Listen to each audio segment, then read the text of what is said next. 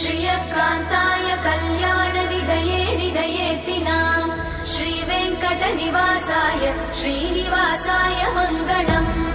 लक्ष्मी सविभ्रमालोकसुभ्रूविभ्रमचक्षुषे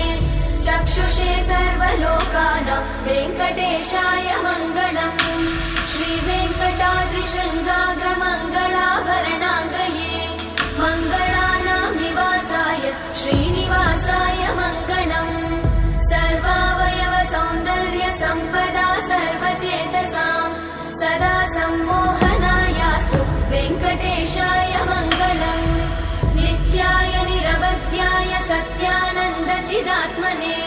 सर्वान्तरात्मने श्रीमद् वेङ्कटेशाय मङ्गलम् स्वतः सर्वविदे सर्वशक्तये सर्वशेषिने